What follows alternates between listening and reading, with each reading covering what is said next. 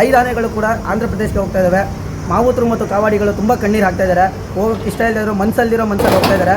So ಯಾರ್ಯಾರು 2-3 ದಿನದಿಂದ voice rice ಮಾಡಿ ನಿಮ್ಮ ಒಂದು ಪೇಜ್ಗಳಲ್ಲಿ ನಿಮ್ಮ ಯೂಟ್ಯೂಬ್ ಚಾನಲ್ಗಳಲ್ಲಿ ವಾಯ್ಸ್ ರೈಸ್ ಮಾಡಿದರೆ, ಸೊ ಎಲ್ಲ ಆನೆ ಪ್ರೇಮಿಗಳಿಗೂ, ಎಲ್ಲ ಪರಿಸರವಾದಿಗಳಿಗೂ, so south zone wildlife club ತಂಡದ ವತಿಯಿಂದ ಎಲ್ಲರಿಗೂ ಒಂದು hats off and really thanks to you all. So ಯಾರ್ಯಾರ ಮಧ್ಯದಲ್ಲಿ ಎಷ್ಟೇ ಸಾವಿರ ಒಂದು ಭೇದ ಭಾವ ಇರ್ಬೋದು, ಒಂದು ವೈಮನಸ್ಸು ಇರ್ಬೋದು, ಪೇಜ್ಗಳ ಮಧ್ಯ, ಒಂದು ಯೂಟ್ಯೂಬರ್ಸ್ ಮಧ್ಯ, ದಯವಿಟ್ಟು ಆನೆ ವಿಷಯ, ಪ್ರಾಣಿ ವಿಷಯ ಅಂತ ಬಂದಾಗ ಎಲ್ಲರೂ ಇದೇ ರೀತಿ ಕೈ ಜೋಡಿಸಿ ತಾಯಿ ಚಾಮುಂಡೇಶ್ವರಿ ಕೃಪೆಯಿಂದ ಮಾಸ್ತಿ ಒಬ್ಬನ್ನ ಉಳಿಸ್ಕೊಳ್ಳೋಕೆ ಅಷ್ಟೇ ನಮ್ಮ ಕೈಲಾಗಿದ್ದು. ಸೊ ಇದರಿಂದ ನೀವೆಲ್ಲ ನೋಡಬೇಕಾಗತ್ತೆ, ನೀವೆಲ್ಲ ಇವಾಗಾದರೂ ಅರ್ಥ ಮಾಡ್ಕೋಬೇಕಾಗತ್ತೆ ಸ್ನೇಹಿತರೆ. ದಯವಿಟ್ಟು ಇನ್ನು ಮುಂದೆ ಆದ್ರೂ ಯಾವುದೇ ರೀತಿಯಾದಂಥ ಒಂದು ಈ ಥರ ಘಟನೆಗಳು ಮತ್ತೆ ಮರುಕಳಿಸಬಾರ್ದು ಅಂತಂತಂದರೆ ನಾವೆಲ್ಲ ಇದೇ ರೀತಿ ಒಗ್ಗಟ್ಟಾಗಿ ಇನ್ನೂ ಸಾಕಷ್ಟು ಜನ ವಾಯ್ಸ್ ರೈಸ್ ಮಾಡಬೇಕಾಗಿತ್ತು, ಆದರೆ ಯಾರು ಕೂಡ ಮಾಡಿಲ್ಲ.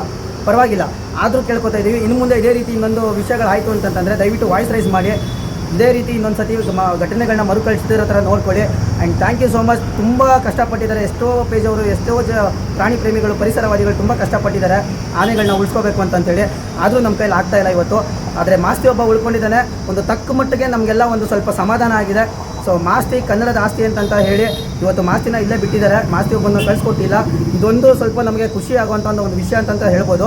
ಆದರೆ ಮಿಕ್ಕಿರೋ 5 ಆನೆ ಕಳ್ಕೊತಾ ಇದ್ದೀವಿ. ಇದು ತುಂಬ ದುಃಖಭರಿತವಾದಂಥ ವಿಷಯ ಆಗಿರುತ್ತೆ. ದಯವಿಟ್ಟು ಇನ್ನು ಮುಂದೆ ಆದರೂ ಎಲ್ಲ ಎಚ್ಚೆತ್ಕೊಳ್ಳಿ, ಎಲ್ಲರೂ ಒಗ್ಗಟ್ಟಿಂದ ಮುನ್ನಡೆಯೋಣ. So thank you so much. ಜೈ ಕರ್ನಾಟಕ ಮತ್ತು ವಂದೇ ಮಾತರಂ.